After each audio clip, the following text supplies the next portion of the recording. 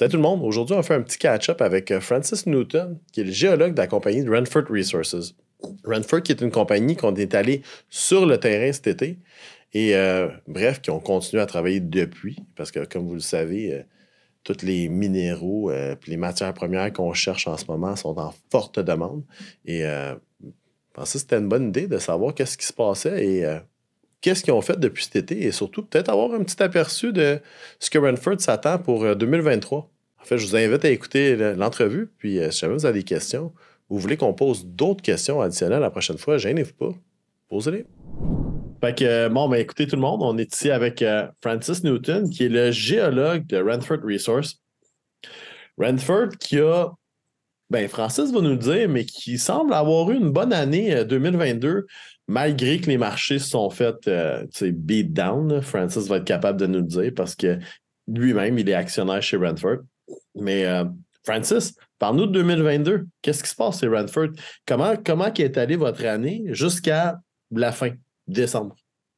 C'était pas mal occupé cette année pour Renforth. On a fait beaucoup de prospection durant le printemps, l'été puis l'automne, puis on a fini l'année avec un programme de forage.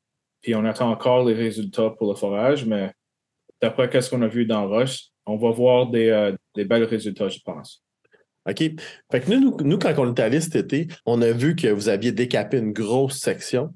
On a aussi vu à la longue que vous aviez commencé à faire du channel sampling où vous avez sorti la grosse scie en diamant. Ouais. Depuis qu'on est allé, qu'est-ce que vous avez fait de plus? Parce que là, tu mentionnes que vous avez fait du forage.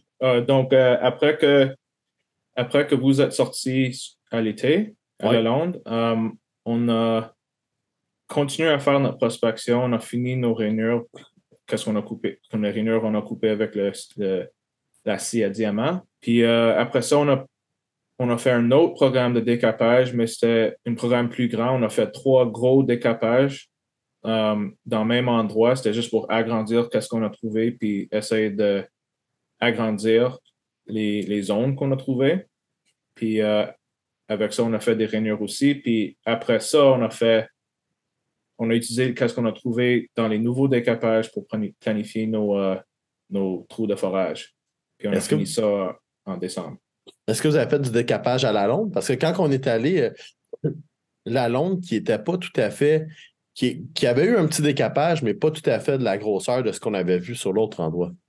Ouais, donc qu'est-ce qu'on a fait quand vous êtes sortis? Ça, c'est qu'est-ce qu'on avait fait nous-mêmes avec une mini-pelle. Après que vous êtes sortis, on avait un contracteur, un sous-maître, je Ouais. pense. Puis lui, il a sorti avec une grosse pelle pour agrandir les OK. décapages. On a fait 3 gros décapages dans les endroits qu'on avait les meilleurs résultats de les mini-décapages qu'on a fait. Puis ça a pris du temps. C'était octobre à novembre, puis à la fin de novembre, on a commencé le forage. OK, parfait. On a commencé avec la neige. Fait que comme on disait, fait que dans le fond, vous avez agrandi la portion de la londe, vous avez fait le décapage. Là, tu mentionnes que vous avez fait du forage. Explique aux gens, c'est quoi la différence? Qu'est-ce qui arrive quand on fait un forage? Parce que là, nous, quand on est allé, vous aviez décapé, ça veut dire qu'on a nettoyé l'endroit, on a strippé, on voyait la minéralisation sur le dessus. Ouais. Mais là, qu'est-ce que ça veut La dire du surface. forage? Et comment tu choisis les endroits où faire ton forage? Donc, le décapage, qu'est-ce qu'on voit, c'est à surface. Ouais. Puis le forage, qu'est-ce qu'on voit, c'est en dessous de la surface. Donc, on drille à une inclination dans la roche de la surface, puis les trous vont être 2, 3, 400 mètres de longueur. Puis là, on fait ça pour voir si la minéralisation qu'on voit à surface continue à profondeur. Puis si ça continue, c'est quoi là, si les zones sont plus grandes ou comme plus larges ou moins larges, ou juste voir qu'est-ce que ça fait. Fait que le forage est vraiment. Est-ce que tu dirais que c'est une étape qui est vraiment cruciale pour la compagnie pour être capable d'agrandir la ressource? Moi, je dirais que oui, c'est parce que c'est important de voir qu'est-ce qu'il y a à surface, mais si qu'est-ce que tu vois à surface continue pas à profondeur, il y a pas, c'est difficile comme justifier de continuer à travailler. Donc, qu'est-ce qu'on fait?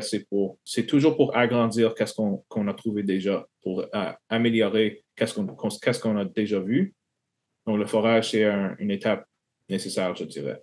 Ça prend une équipe de combien quand vous faites du forage? Ouais, il y a les foreurs. S'il y a un drill, par exemple, il va y avoir 2 foreurs, 2 helpers, puis un contremaître. OK, wow. Comme un foreman. Ça, c'est juste pour le drill. Puis nous autres, on a au moins un géologue. Moi, j'ai 2 géologues qui sont comme in training. Ouais. Donc, c'est juste pour leur montrer comment ça marche, puis comment travailler. Puis on a un ou deux personnes pour couper la roche. OK. Pour préparer les échantillons, puis pour se casser la roche. Mais ouais, nous autres, c'est 4 personnes, 3-4 personnes, puis les foreurs, c'est 5 personnes. OK, fait que ça fait quasiment une équipe de 10. Quand vous sortez, là tu as mentionné échantillon, là. C'est ça les grosses carottes qu'on voit là, qui sortent, là, ou est-ce que c'est comme quasiment un tube, mais c'est que de la roche? Ouais, le carotte, c'est qu'est-ce qui c'est produit par le drill, le forage, mais nous autres, on échantillonne la moitié du carotte.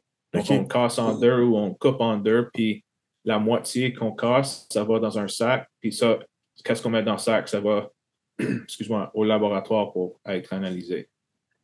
Combien de trous de forage vous avez fait? On a fait 11 trous sur ce programme, c'était environ 3000 mètres de forage. Puis les trous sont faits en majorité où? Est-ce qu'il y en a eu à la Londe ou c'était à l'autre propriété qu'on a visité? Bon, on a fait 6 trous à la Londe, puis on a fait 4 à Victoria au sud. OK, Colin. Fait que là, évidemment, tu peux pas nous donner les résultats, ça c'est sûr, parce qu'on va attendre les résultats qui vont venir en 2023. Mais Ouais. jusqu'à date, sans dévoiler des détails, est-ce que vous êtes content de ce que vous avez fait? Est-ce que vous êtes content des endroits que vous avez choisis? Moi, je suis content. On avait la mini-réalisation qu'on a vue dans les trous à la Londe, c'est juste visuellement, c'est le plus beau que j'ai vu sur le terrain jusqu'à date. Wow, OK. Donc, je suis pas mal excité pour voir les résultats de ça. Puis, c'était un bon programme de forage juste pour être capable de remplir des trous dans des zones qu'on n'a pas fait beaucoup de travail. Puis, ça a comme rempli des gaps dans qu'est-ce qu'on voyait à la surface. Puis, ouais. Est-ce que vous aviez fait du forage l'an dernier? Au 21, on a fait beaucoup de forage. Tout le forage qu'on a fait jusqu'à date, c'était en 2021. OK. Fait que là, en 2021, on a fait beaucoup de forage. En 2022, puis juste pour expliquer aux gens la nuance, c'est-tu dur de trouver les endroits où est-ce que vous allez faire le forage? Qu'est-ce qui permet à toi, en tant que géologue, de choisir, OK, ça, c'est un endroit que je veux forer? Parce que c'est vaste, là. Je me rappelle, Victoria, c'est gros. La Londe, si vous l'avez décapé, c'est encore plus, c'est gros ça aussi. Qu'est-ce qui fait que tel endroit est plus intéressant qu'un autre? Pour nous autres, ça commence avec les données géophysiques du gouvernement. Ça nous donne comme des endroits où ils pourraient avoir de la minéralisation. Puis une fois qu'on trouve des endroits qu'on pense pourraient être intéressants, là, on va pour faire la prospection ou le décapage. Puis d'après qu'est-ce qu'on voit dans nos échantillons de prospection, décapage, là, on peut comme fine-tune qu'est-ce qu'on veut regarder ou qu'est-ce qu'on pense qu'on veut qui vaut la peine regarder avec le forage. Et on a aussi fait un Airborne Geophysical Survey. OK. Je sais pas en français c'est quoi. Pas grave, on essaiera de le trouver puis on va le mettre sur l'écran. Fait que je suis pas trop inquiet. OK. On a fait un Airborne Geophysical Survey l'hiver l'année passée en 21, excuse-moi. Ouais. Non, au début de 22, durant l'hiver. OK.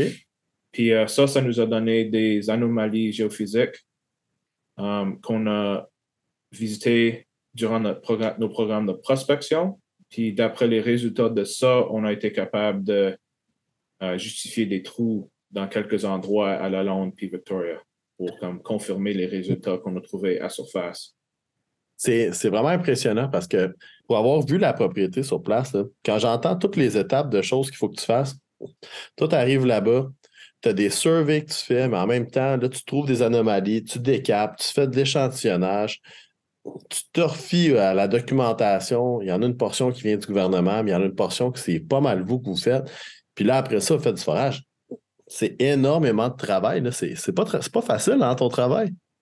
Oh, c'est beaucoup de travail, puis il y a plusieurs étapes avant que tu arrives même à faire le forage. Il y a plusieurs compagnies qui vont commencer avec le forage juste parce que c'est ce qu'ils veulent faire. Mais faire le forage, c'est pas cheap. Ça coûte beaucoup d'argent. Donc, OK. qu'est-ce qu'on aime faire, c'est commencer, faire étape par étape, commencer avec la prospection, voir s'il y a quelque chose qui vaut la peine d'explorer, encore explorer, puis faire le décapage pour voir qu'est-ce qu'il y a à la surface, puis continuer step by step pour arriver au forage. Fait que dans le fond, là, ce que tu es en train d'expliquer, c'est vraiment la définition de grassroots. Là. Ça, c'est ce que vous faites. Vous arrivez boots on the ground, puis vous recommencez vraiment de la base. Vous avez de l'information qui a été fournie du passé, mais pour commencer quand même de la base pour vous assurer que, le travail est bien fait, mais en même temps que vous collectez plus de data que ce qui a été fourni dans le passé. Le crime, c'est beaucoup, là. Ouais, c'est beaucoup.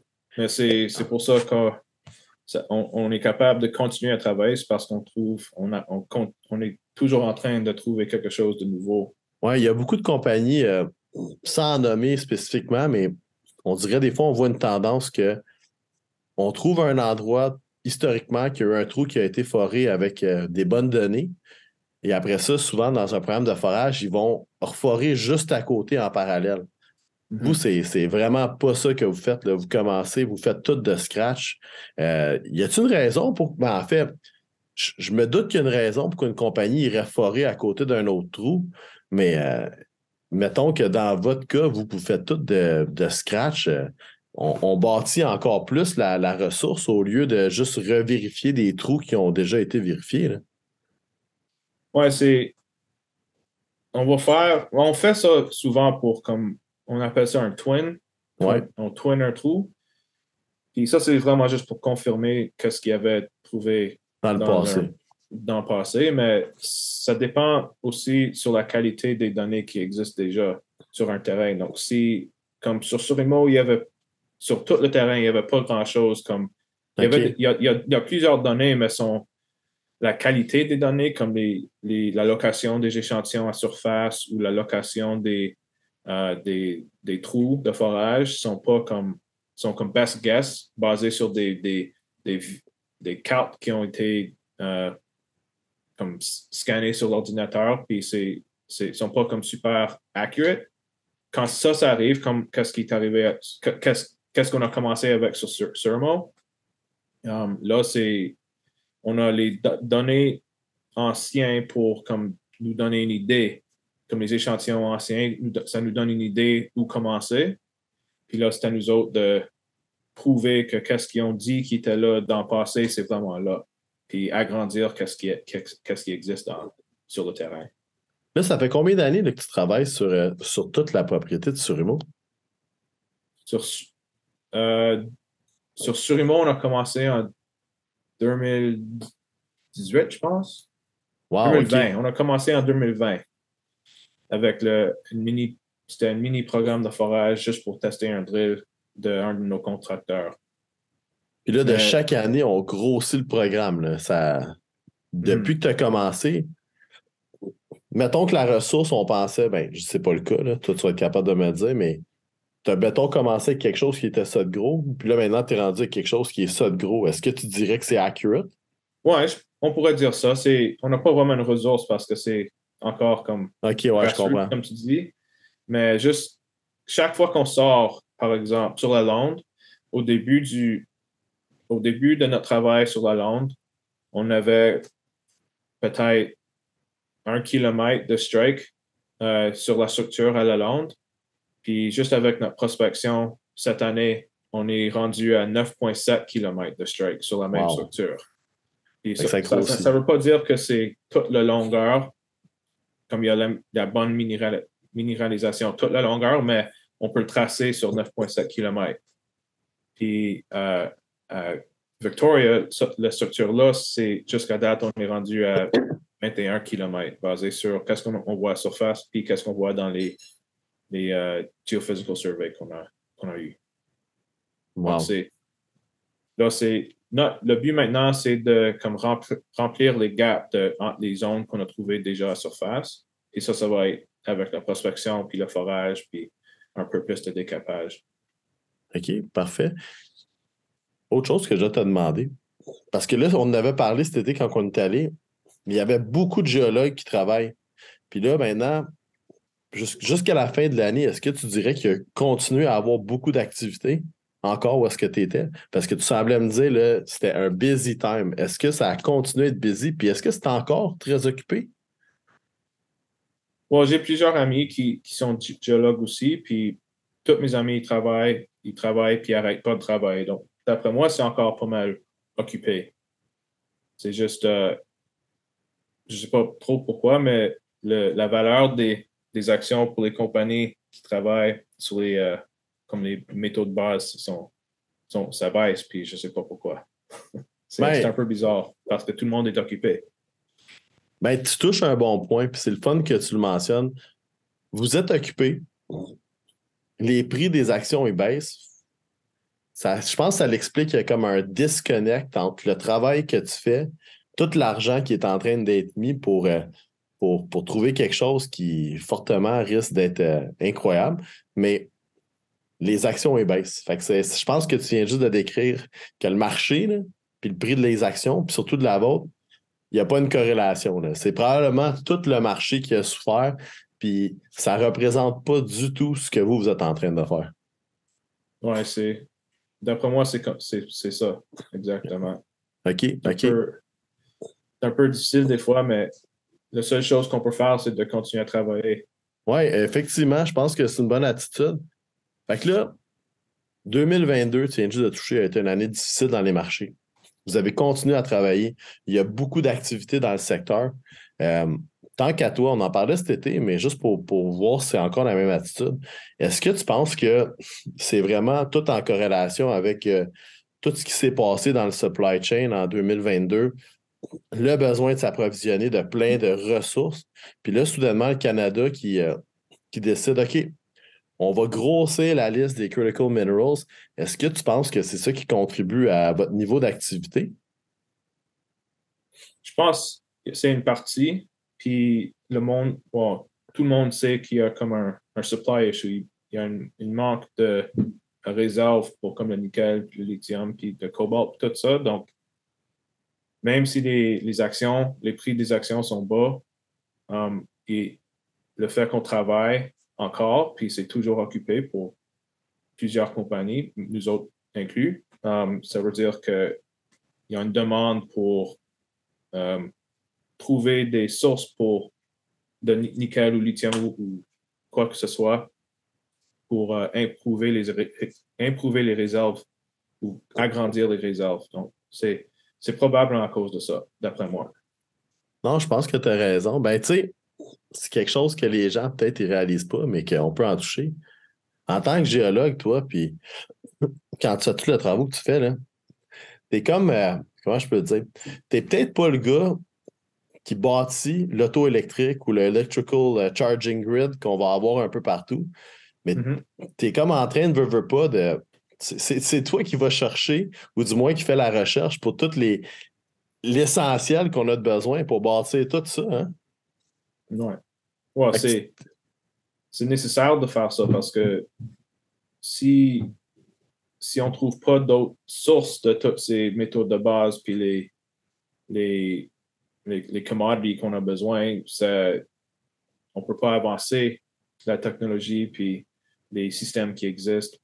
C'est nécessaire de faire ce qu'on fait. Non, tu as 100% raison. Puis une autre chose que je voulais toucher, c'est vu que c'est nécessaire, puis vu qu'on parle d'électrification, on parle de batterie, est-ce que, parce que je sais que toi, tu connais d'autres géologues qui ont travaillé alentour de la planète. Je pense que ton père, d'ailleurs, aussi a travaillé alentour de la planète. Mais Ouais. au Canada, puis au Québec, on a vraiment un bel endroit pour faire pour du moins aller trouver ces minéraux, ces commodités-là, ces éléments. Qu'est-ce que tu dirais de l'environnement total du Canada et du Québec surtout? Ouais, le Canada, ça a toujours été une place favorable pour le travail minière puis l'exploration, mais le Québec, en plus, je dirais, parce que il y a un gros push dans le Québec pour les compagnies juniors pour explorer puis trouver les ressources. Um, il y a beaucoup d'argent qui vient du gouvernement pour aider les compagnies qui veulent explorer. Donc, ouais, le Québec, c'est vraiment favorable pour être un junior puis explorer, d'après moi. Non, ouais, je pense que tu as raison. Ouais. Fait que là, on a fait un recap de 2022, ce qui s'est passé. On a fini l'année avec une campagne de forage. 2023, parce que je sais que vous avez des actionnaires, puis il y a aussi des auditeurs qui vont poser la question. Qu'est-ce que on pourrait s'attendre, puis je parle pas de résultats ici, mais qu'est-ce qu'on pourrait s'attendre que vous voudriez faire en 2023? Est-ce que c'est plus de forage? Est-ce que c'est de continuer à peut-être décaper? Parce que ce que vous avez là, à Surimo, c'est massif. Puis on parle même pas de les autres propriétés que vous avez. Mais c'est quoi peut-être les projets qui pourraient venir pour Renfrew en 2023? On est présentement en train de planifier le prochain programme de forage. On va OK. commencer ça au début de mars, probablement. Puis après ça, on va continuer à forer durant l'été. Le plan, c'est de continuer à forer durant le printemps et l'été, puis faire de la prospection, puis probablement faire d'autres décapages, oui. OK, Colin. Fait qu'on va continuer à essayer de voir qu'est-ce qui se trouve under tous ces terrains-là pour se faire une bonne idée. OK. Exactement, oui. Écoute, je pense que tu dis des bonnes choses. Puis en fait, c'est super bon. Vous avez été occupé. Le secteur il est occupé. Le marché il a été difficile, mais ça ne change pas que ça a été pas mal occupé pour vous. Puis en plus de ça, ben, vous avez des bons projets pour 2023 qui arrivent, puis tu veux travailler. Je pense pas qu'on peut demander mieux que ça. Hein. C'est, c'est qu'est-ce qu'on va faire, ouais, c'est exactement ça. Bon, ben, excellent. Puis, dernière chose, Francis, quand tu regardes le marché en total, là, tu sais, on parle du marché des base metals, puis de toutes les choses à venir. Je sais que cet été, tu étais très optimiste. Puis quand je dis optimiste, je parle du marché en total. Est-ce que Ouais, tu demeures encore très optimiste avec ce que toi, tu vois, pas juste chez vous, mais dans le secteur au complet? ouais, je suis toujours optimiste. Il faut être optimiste quand tu fais ce que je fais. Ah, Mais OK. d'après qu'est-ce que je vois, c'est toutes les compagnies que je regarde ou que je connais, de mes amis ou whoever, ils travaillent tout fort, ils trouvent toujours des bons résultats, puis il faut juste, ça va être un slow burn, je pense, pour que ça revienne à qu'est-ce que ça devrait être comme les prix des actions, les prix des actions, mais ça va remonter. De ça, je suis certain. Ouais, ben moi, je suis d'accord avec toi. Écoute, on en avait parlé cet été, puis on en reparle aujourd'hui, mais c'est pas comme si nos appareils puis nos autos électriques ils vont disparaître. Là. On a notre besoin. Fait que Ouais. non, sur ça, c'est très positif. Je suis bien d'accord avec toi. Ben écoute, Francis, je suis content de pouvoir catch up avec toi parce que j'avais tellement eu de fun quand on était allé sur la propriété. J'ai tellement vu des choses que je pensais jamais avoir de ma vie. Puis c'est le fun de voir que vous êtes encore pas mal occupé. Fait que sur ça, je te remercie pour ton temps. Mais surtout aussi, je te remercie pour l'aperçu de nous dire que 2023, ça risque d'être une année occupée pour Renfrew. Fait que merci beaucoup. Puis comme d'habitude, toujours un français impeccable. Je suis toujours impressionné à toutes les fois que je te parle parce que je te dis, c'est le fun, surtout quand on est au Québec, d'entendre l'information en français. Fait que merci beaucoup. Je l'apprécie. Ouais, ouais, y a pas moi, j'aime faire ça, merci pour m'avoir. Merci d'avoir écouté notre entrevue. Et comme je vous dis toujours, si vous avez des questions, quand on fait ces entrevues, le but, c'est toujours d'aller chercher le plus d'informations possible pour vous donner un aperçu de ce que la compagnie peut faire, mais surtout ce qui pourrait s'en venir. Fait que quand vous avez des questions, gênez-vous pas, commentez, envoyez-nous des courriels ou embarquez sur les réseaux sociaux, posez des questions. On va les relayer aux compagnies et surtout, vous le savez, nous, on veut vous donner le meilleur aperçu des compagnies qui sont sur la plateforme Inversio. Fait qu'on vous invite, communiquez avec nous.